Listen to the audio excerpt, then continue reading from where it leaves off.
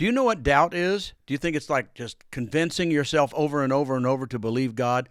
I'm going to show you a better way and a more scriptural way to get rid of doubt in the next More Faith, More Life podcast. You were made for more than the status quo. I'm Pastor Steve Gray, and this is the More Faith, More Life podcast. This podcast is for Christians with an ambitious heart who want to be more for their family, do more with their career, and see more of God's promises in their life. I've spent many years as a worship artist, minister, nonprofit leader, bold truth speaker, and most importantly, father and spouse. When I was in my early 40s, I was craving more from God and more from life. I'd done everything I was supposed to do. My life was good, but it wasn't good enough. So I spent the following years diving into the Word of God and searching for the biblical principles that would bring me closer to God and help my purpose and life flourish. That's what I want to share with you. In every episode, you'll get practical tools based on real-life experiences that you can put into action to redefine your faith and, ultimately, your life. So, if you're ready to do more, subscribe to More Faith, More Life, and hear an unfiltered biblical truth every week.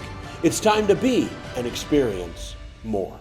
Hello, everyone, and welcome to another More Faith, More Life podcast. I'm here with Zion Vierra, and we're enjoying talking together. We've been talking together for a while now. We're warmed up. Aren't we? I think we're going good and strong. And we want to pick up, Zion, I want to pick up where we were the last podcast, which was from James chapter 1, verse 2 and 3 and 4 and 5, where we talked about perseverance. And if you're going through trials and troubles, James wrote, who we said probably the brother of Jesus, James, probably. Some say it's another James, but most people agree that's and most people agree this would be a more Jewish audience. But they're Jewish believers in Jesus' audience. Obviously, James is, and so they're going through a time. Just a quick review background.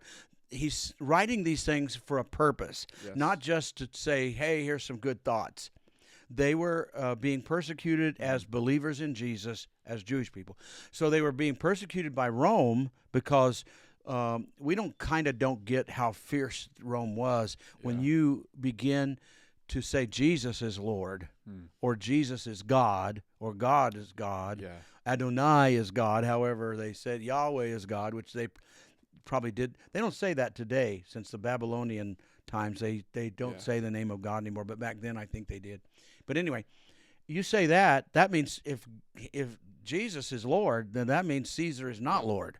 And we forget the insinuation. That's why they had to be so careful sometimes in what they said.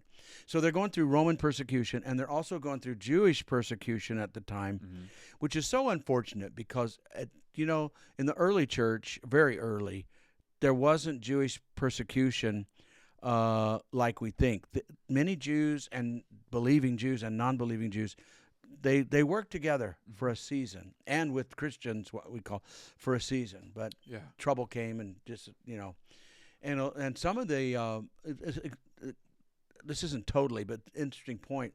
Some of the persecution from the Jewish community that is persecuting Jewish believers actually came from Gentile Jews Gentiles converted to Jews? Who converted. Okay, so we don't want to get too medical here, but when they converted, they had to go through a lot of processes, some physical changes, right? Yeah. And they went through that, and they did everything they were supposed to do to become Jews. And they did the medical thing and everything, okay? Now we've got people, Jewish believers, that are telling non-Jews, Gentiles, that you don't have to go through any of that. You just have to believe by faith. And we're going like, what? What are you saying? I just freaking...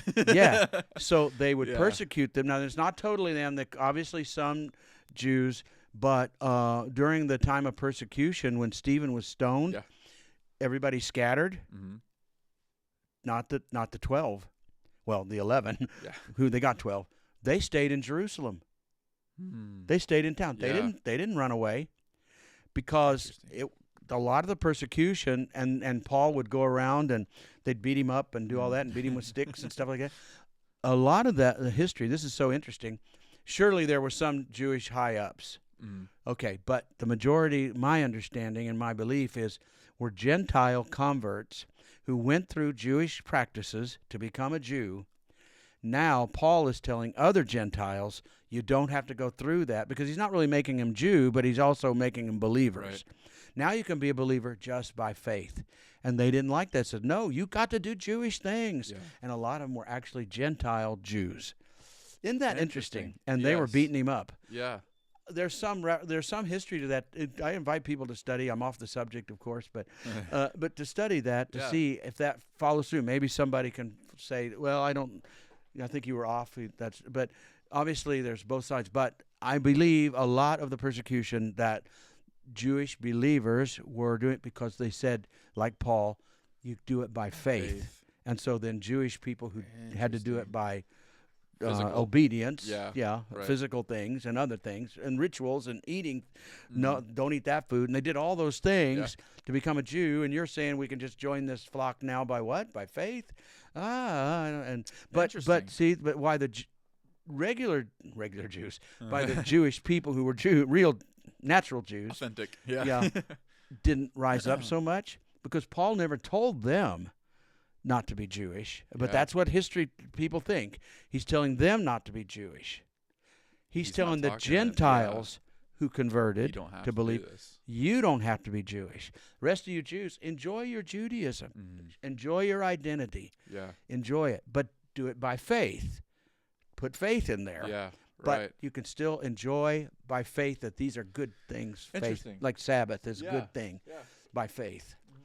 And so I've done the Sabbath with Jewish believers, and it's a wonderful thing because faith is involved in it. But anyway, okay, so all that's going on, that persecution, but it's complicated in a way. Okay, so they're going through all that. So he said, when you go through these trials, so what you need to do is you've got to have perseverance. And you and I talked about not a fun word. Like I said, if I prayed for you and said, today I'm going to pray that you get perseverance, expect hardships. Did I ever tell you the story? I don't know if it's proper, but since we already leaned a little bit on the medical Jewish side. Oh, gosh. It's a story where a young college guy came out. I think I was on a college seminary campus or someplace, college Bible student. And he was in distress. At the end, he came up. He wanted prayer. And I really didn't want to talk to people.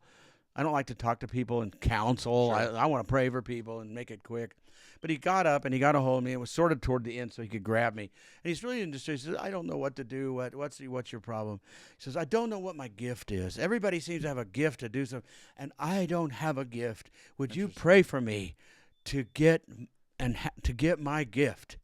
I said, yes, I pray for you now in the name of Jesus that you get the gift of celibacy. That's terrible. Yeah, but it's true. So I did say that. His face dropped. Other people laughed. He's like, no. The people around me were kind of helping, like, ha ha. That's good. Okay, let's move on. Funny. But so perseverance, though, is one we don't want sometimes to happen to us. But it says you have to let it if you're going through troubles, and people do, and big things, to let, because the testing of your faith, we talk about more faith, more life, it'll be tested. Testing produces perseverance. So even though we don't like the word, we got to hang in there and have it, because perseverance then it gets completed. You don't have to be in perseverance mode every day of your life. There's a finish line. There's a finish line, and the finish line, and this is such good news. So when perseverance finishes at work, so that you may mature, complete, and the goal then is to get you not lacking anything. So over here you got a big problem, you feel lack, or you feel lack in your relationships or in your just emotional strength, or I'm not smart enough, or I don't like my job, I lack the finances, whatever. Here's the big problem. It's just booming at you, you know. It said, but God wants you to learn how to get to the not lacking. And we talked about that last week. If any of you lacks wisdom, ask God, who gives generously. He's not here to find fault with you. He's going to give it to you. Then we describe, because James has the Jewish roots, and these are a lot of Jewish roots people, when they said wisdom, they wouldn't think, okay, God's going to tell me how to fix this problem, and then we'll just go on. We'll fix it, go on, and just go on and live life. It was a long-term fix, and that was God. They would think wisdom means how to serve God, how to be loyal. Yeah. God's going to say, I'm calling you to be a wise person. Be loyal in your relationship to God. Be loyal to the Word of God, and persevere in that too. And then what happens is when you do that, then you're as we said last week, you're just igniting the covenant. Right. So the wisdom says, do this to ignite the covenant, because in the covenant is the promises to get you out of trouble. Yes. Okay? So the wisdom is not always, it could be God says, turn left down here and meet a strange man who has a Cadillac waiting for you, and will hand over the keys. Mary Kay. And and so that'll solve your car problems. And you're going to be driving a Cadillac, by the way. Okay, could that happen? It probably has happened to somebody. But the wisdom that the Jewish people would think is, God will give me the wisdom of how to get out of this by how to live. Not just snap, here's an answer. Yeah. So if we figure that out, then we can get out of trouble, because we're going to ignite the covenant. Yeah. And I love this, what I said last week, such great wisdom, that what we're doing when we need wisdom or we need help, where God's going to help us and give us that wisdom to the lack anything, is we're not really asking God to really do anything new. Because in the covenant of God that he has made with his people, Gentile people, fortunately, is into it now too by faith, that in that covenant are all the promises. It's all the action.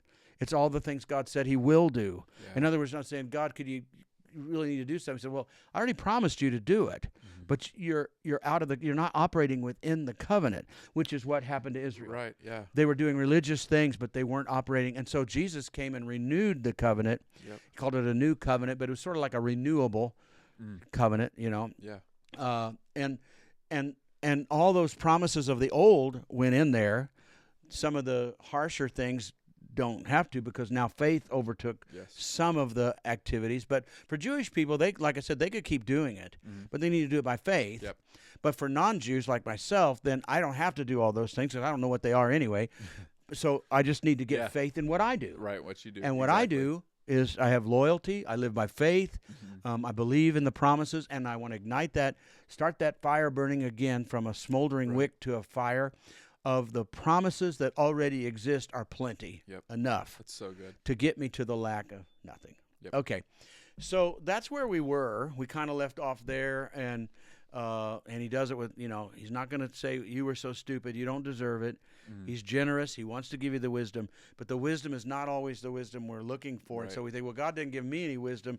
And he says, go back to church and start believing my word and give a little prayer time and not watch get off Netflix and get off. That's perseverance. Yeah, get off some of this stuff and give me some time and give me some heart. Love me. I need your heart. That's basically what it is. Right. I need your heart, and you're wanting wisdom and not following through, which brings us to the next verse, which is verse 6. Okay, but when you ask, so we're going to go through, we're all this, and we're going to say, okay, I did all that, I'm perseverance, I'm believing for no lack of anything, I'm believing for wisdom, all that, and I've asked for wisdom, that. He says, okay, and God gives generously. He says, okay, but when you ask, you must believe and not doubt, because the one who doubts is like a wave of the sea, blown and tossed by the wind. And I think the next, we didn't put it down there, and it says, but that person should not expect to receive anything from God, that person, because they get tossed to and fro, all right? Double-minded, it says. Yeah. Unstable, double-minded. That's what that wave, tossed by the wave of the sea, means. Unstable. Actually means without an anchor. Interesting. So if you're out in a boat and you want to stop and you need to throw out the anchor, and you go like, you did remember to put the anchor in, didn't you? The anchor? I thought you were going to bring the anchor. No, you said you would bring. We don't got. Okay, so now you're just going to go. And that's what it means. You're out there on the sea without an anchor. Yeah. And so tossed by the wind. And then as we look to the further verse, then you become, it's unstable. You can't stand up. Yep. You just got to sit and hold on. Don't know where you're going to go. So that's what it says. Now your life has become unstable in all your ways, Because if you're in the boat that's tossing and turning like that, there is no stability in any way. Anything you do, you can't stand on your head. You can't go. You can't do anything. You just got to hold on. So the picture is now you've become unstable in all your ways, double-minded. So it says, when you ask, you must believe and not doubt. Okay, here's the key. When he says when you ask, he's talking to believers. Okay, he's not talking to a non-believer. Yeah. So if they are believers, let's just put a number on it. Okay, let's just say, okay, well, they're at least 50% in. Sure. Because they're asking. Yeah. They're asking for wisdom. They're praying. They've been involved, but they're going through some hard times, as we said, persecution and things. So when you ask, you must believe and not doubt. Okay, so what I have always taken that to mean is not doubt, is just, I don't know how to describe it, like just, perseverance, but just push myself to convince myself. Be convinced. Sure.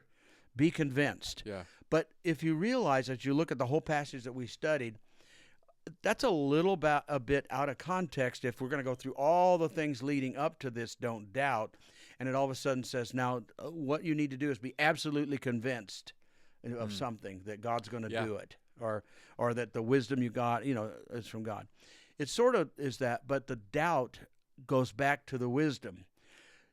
You must not doubt, because your doubting is demonstrated by the other 50% that doesn't believe, that doesn't trust, that doesn't, but lives in the world, that worries like the world, that, I guess just lives like the world. So we go back to the believers who are being persecuted. They're being tempted to shave off a little bit, go 50%, but not the whole percent, because maybe if I just go 50, I can still hang on to God and I won't get beat up, or lose my home. They took property away sometimes.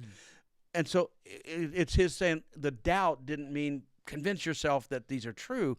The doubt means convince yourself that the wisdom you're getting is to give yourself and 100 as much percent, more than 50. Give yourself hopefully 100% your heart over to God, because if you don't do that, you're really not going to. You're double-minded, and you're in the boat of Jesus' world, right? You're in the boat of Jesus because you're asking God. You're a believer in Jesus, so you're in the boat, but you're in the boat without the anchor.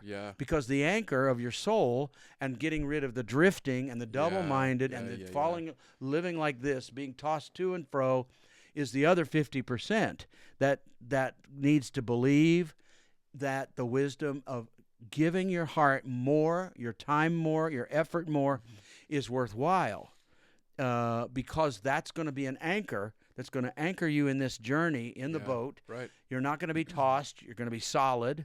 And now you're not double-minded anymore, being tossed to and fro. You're anchored in life. And now you can get the wisdom. You do it, because then, as we said, I like this. It says, when it says tossed to and fro, or the double-minded, the man of two minds. That's why 50% is God's. The other half is I'm still thinking like everybody else, or some way. Okay. And it says, interesting phrase, that person should not expect to receive anything. Now notice the wording of that. Here's how I hear it. That person should not expect God to give them anything. Yeah, right. But he says he gives generously without finding fault.